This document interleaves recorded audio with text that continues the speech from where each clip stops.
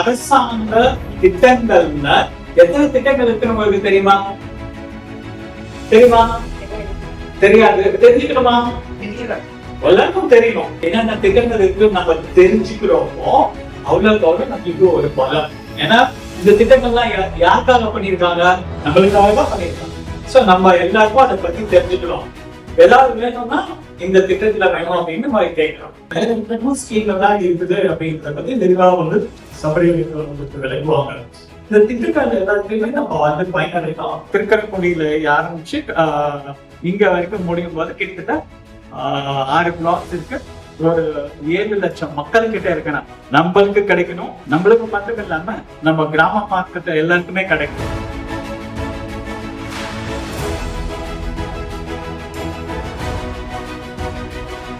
Modi sir கையில் 1 கோடி ரூபாய் கொடுத்துறாரு எல்லாருக்கும். எல்லார் கையிலும் 1 கோடி ரூபாய் இருக்குன்னா என்ன பண்ணுவீங்க? நேரம் ஆடி கார்டு வாங்கவே போறீங்கன்னு வச்சுக்கோங்க. ஒரு example, Audi car ஷோரூம்ல 40 Audi car இருக்கும். 400 பேர் போறீங்கன்னா என்ன வாங்க ஆடி கார்? என்னடா இவ்வளவு நாள் கூட்டமே வரல. ஓனர் என்ன பண்ணுவாரு? 50 லட்சங்கிறத அடுத்த நாள் 60 லட்சம் பாரு, அடுத்த நாள் 80 லட்சம் பாரு. ஆனா ப்ராடக்ட் ஒண்ணுதான். அடுத்த என்ன ஆகும்? 2 கோடி ஆகும், 3 கோடி ஆகும். இது ஆனா இது ஸ்டோரி இல்லை. ஜிம்பாபேல இது நடந்த ஈவெண்ட். ஜிம்பாபேயோட பிரசிடென்ட் என்ன பண்ணிட்டாரு? எல்லார் கையிலும் பைசா இருக்கட்டும், மக்கள் எல்லாமே பணத்துல புழக்கத்துல அதிகமாகட்டும் சொல்லி பணத்தை டிஸ்ட்ரிபியூட் பண்ணிட்டாரு. அது என்னவாயிடுச்சு? யாரும் வேலை பார்க்கல, ப்ரொடக்ஷன் எதுவும் நடக்கல. ப்ரொடக்ஷன் எதுவும் நடக்கலன்னா என்னவாகும்? கரன்சியோட வேல்யூ இன்க்ரீஸ் ஆகிடும். ஆகாது, வேல்யூ ஒன்னாயிடும். ப்ராடக்ட் தக்காளி 1 கிலோ தான், இன்னைக்கு நான் 100 ரூபாய்க்கு வாங்கினது 2500 ரூபாய் போயிடுச்சு. அப்போ பொருளோட வேல்யூ தான் இன்க்ரீஸ் ஆகுமே ஒழிய பணத்தோட வேல்யூ இன்க்ரீஸ் ஆகாது.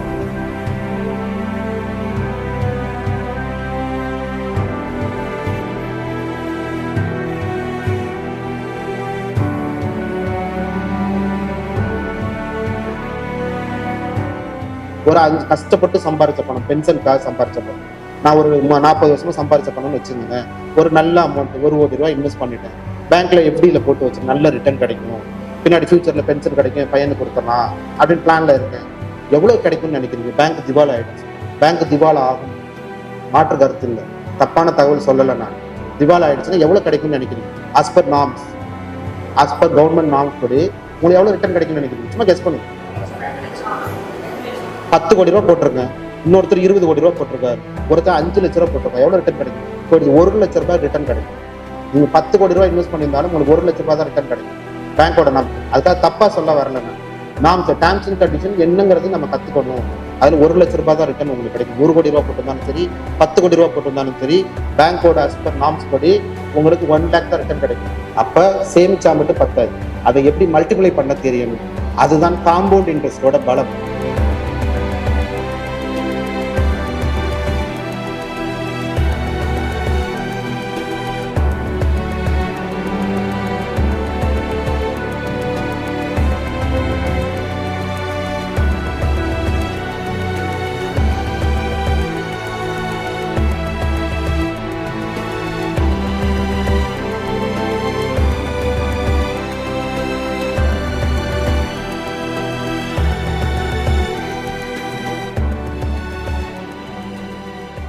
வனத்துறையிலேருந்து எங்களுக்கு ஒரு மீட்டிங் அரேஞ்ச் பண்ணியிருந்தாங்க. அந்த மீட்டிங் எப்படி டிஜிட்டலில் நம்ம கிராமப்புறத்தில் உள்ளவங்களுக்கு நிறைய ஸ்கீம்ஸ் பற்றி தெரியாமல் இருக்கும். அந்த ஸ்கீம்ஸ் என்ன அப்படிங்கிறத எங்கள் மூலமாக அவங்களுக்கு தெரியப்படுத்தி அவங்களுக்கு பயனளிக்கிற விதமாக எல்லாம் அந்த அட்டையில் எப்படி பதிகிறது, அவங்களோட பேர் எல்லாத்தையும் அதில் பதிஞ்சு அவங்களுக்கு அதுக்கான பலன் என்ன அதெல்லாம் தெரிஞ்சுக்கிறதுக்காக எங்கள் மூலமாக கிராமத்து வரைக்கும் கொண்டு போகிறதுக்காக எங்களுக்கு ஒரு ட்ரைனிங்காக ஒரு நாள் ஒதுக்கியிருக்காங்க. இந்த ஒதுக்கின நாளில் எங்களுக்கு என்ன பயன் வந்ததுன்னா, எங்களை அதில் ஒரு உறுப்பினராக்கி நாங்கள் எங்கள் மூலமாக அவங்கக்கிட்ட போய் அந்த பலன்களை சென்று அடையிறதுக்கான ஒரு வழி எங்களுக்கு வச்சுருக்காங்க. ஸ்கீமை எப்படி நாங்கள் கொண்டுட்டு போய் அவங்களுக்கு சேர்க்கணும் அப்படிங்கிறதுக்கான இதுதான் எங்களுக்கு அவங்களுக்கும் எங்களுக்கும் உண்டான தொடர்பு கொடுக்குற இந்த கார்டு. இதை நாங்கள் எந்த விதத்தில் பயன்படுத்தணும், எப்படி பயன்படுத்தணும் அப்படிங்கிறதையும் எங்களுக்கு இன்னைக்கு நல்லபடியாக பயிற்சி கொடுத்தாங்க. வாய்ப்பு ஏற்படுத்தி கொடுத்த வனத்துறைக்கு ரொம்ப ரொம்ப நன்றி. மகளிருக்கு கவர்மெண்ட் மூலியமா என்னென்ன திட்டங்கள் இருக்கு எதுவுமே எனக்கு தெரியாது. மகளிர் சுய உதவி அது மட்டும் நான் வாங்குதேன் 1000 ரூபா மாதம், மற்றது எதுவும் தெரியாது. இந்த ப்ரோக்ராம்ல கலந்துக்கிட்டதுல எனக்கு நிறையக்குள்ளது தெரிஞ்சுக்கிட்டு அதில் நான் உறுப்பினராக யோஜனா கார்டு மூலியமா நான் சேர்ந்துருக்கேன். நான் சேர்ந்துட்டு என் வில்லேஜில் இருக்கவங்களையும் நான் அது இந்த கார்டு மூலியமாக நான் அவங்களையும் சேர்த்து இதோட பலனை அனுபவிக்கிறதுக்கு வைப்பேன். ஸோ நிறைய திட்டங்கள் கவர்மெண்ட் நம்மளுக்கு இருக்குது, நம்ம தெரியாமல் நிறைய பேர் இருக்கோம். ஸோ இது வந்து யூஸ்ஃபுல்லாக இருக்கும். இதன் மூலயமா மக்களுக்கு எவ்வளோ நன்மைகள் கவர்மெண்ட் கொடுத்துருக்காங்க. ஸோ அதன் மூலயமா நம்ம என்னெல்லாம் பயன் பெறலாம் எல்லாமே இதில் இருக்குது. ஸோ அதுக்கான ட்ரைனிங் தான் இன்னைக்கு கொடுத்துட்டு இருக்காங்க. நாங்கள் கற்றுக்கிட்டு தான் வந்திருக்கோம். இதில் நான் என்ன கற்றுக்கிடுதனோ அதை எனக்கு தெரிஞ்ச சுற்று வட்டாரம் இருக்கிற எல்லா கிராம மக்களுக்கும் நான் சொல்லி கொடுப்பேன்.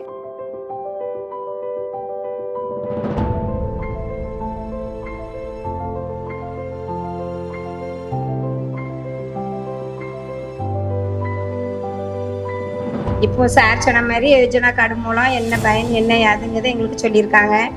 நாங்கள் லேடிஸு எங்களால் தான் சேவ் பண்ண, வீட்டில் தராதான் சேவ் பண்ணணும். அப்போ எதில் நீங்கள் போட்டு சேவ் பண்ணலாம். மொத்தமாக போட்டால் பேங்க்கில் மொத்தமாக போட்டிங்கன்னா அது திவால் ஆயிரும், லேண்டில் போட்டிங்கன்னா அவசரத்துக்கு எடுக்க முடியாது அப்படிங்கிற மாதிரி சொன்னாங்க. அதே மாதிரி இப்போ பல விதமாக எப்படி எதில் போடலாம் வைக்கலாங்கிறத சொன்னாங்க. அடுத்தால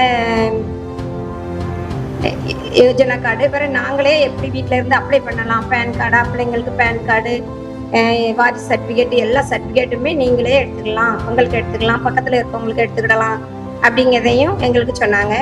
இதன் மூலமாக ரொம்ப யூஸ்ஃபுல்லாக இருந்துச்சு. ரொம்ப நன்றி. நம்மளோட தேவைக்காகவோ வெளியில தான் இ-சேவை மையம் எங்க, போஸ்ட் ஆஃபீஸ் எங்கன்னு தேடி அலைவோம்.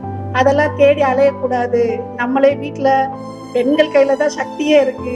அந்த சக்தியை எப்படியெல்லாம் பயன்படுத்திக்கலாம், அது நம்ம கைக்குள்ள வச்சுக்கிட்டே பொருளாதாரத்துல இருந்து ஊரையும் சேர்த்தே நம்ம கைக்குள்ள வச்சுக்கலாங்கிறதுக்காக யோஜனா கார்டு மூலமா சார் வந்து சபரி சார் வந்து நமக்கு சொல்லி கொடுத்தாங்க. அப்புறம் சார் வந்து எப்படியெல்லாம் பணத்தை எங்கெல்லாம் பதுக்கி வைக்கலாம், அப்படி பதுக்கி வச்சாதான் நம்மளோட ஃபியூச்சருக்கு, நம்ம பிள்ளைங்களுக்கு, சந்ததிக்கு எல்லாத்துக்குமே யூஸ் ஆகுங்கிறதெல்லாம் ரொம்ப விரிவா நல்லபடியா சொல்லி கொடுத்தாங்க. அது எல்லாத்துக்கும் பிரயோஜனமா இருக்கும் அப்படின்னு நான் நம்புறேன். எனக்கு பிரயோஜனமா இருந்துச்சு, உங்களுக்கும் இருக்கும் நம்புறேன். அப்புறம் இந்த மீட்டிங் ஏற்படுத்தி கொடுத்த நம்ம வனக்குழுக்கு ரொம்ப நன்றி. Thank you madam. Thank you sir. Thank you madam. எல்லாத்துக்கும் ரொம்ப ரொம்ப நன்றி எங்களுக்கு இந்த வாய்ப்பை கொடுத்ததுக்கு. இப்போ நாங்கள் இ-சேவை மையத்துக்கு தேடணும்னா ரொம்ப டைம் ஆகுது. சாப்பாடு டைமு அந்த டைம் பார்த்து நாங்கள் வந்து போக வேண்டியதாக இருக்குது. இது எங்ககிட்டயே இருந்துச்சுன்னா நாங்கள் எப்போனாலும் பார்த்துக்கலாம், எந்த டைம்னாலும் நாங்கள் பண்ணிக்கலாம். அதுக்கு வாய்ப்பு கொடுத்ததுக்கு ரொம்ப ரொம்ப நன்றி. யோஜனா கார்டு அப்ளை பண்ணுறது, அப்புறம் இ-ஸ்டாம்ப் கார்டு அப்ளை பண்ணுறது, இதை பற்றி சொன்னாங்க. நாங்கள் நிறைய வில்லேஜுகளுக்கு போகிறனால அங்கே உள்ள மக்கள்கிட்டையும் இதை பற்றி அவேர்னஸ் கண்டிப்பாக கொடுப்போம். அதனால இது எங்களுக்கும் ரொம்ப யூஸ்ஃபுல்லாக இருந்தது. இதை பண்ணி கொடுத்த எல்லாருக்குமே ரொம்ப தேங்க்ஸ்.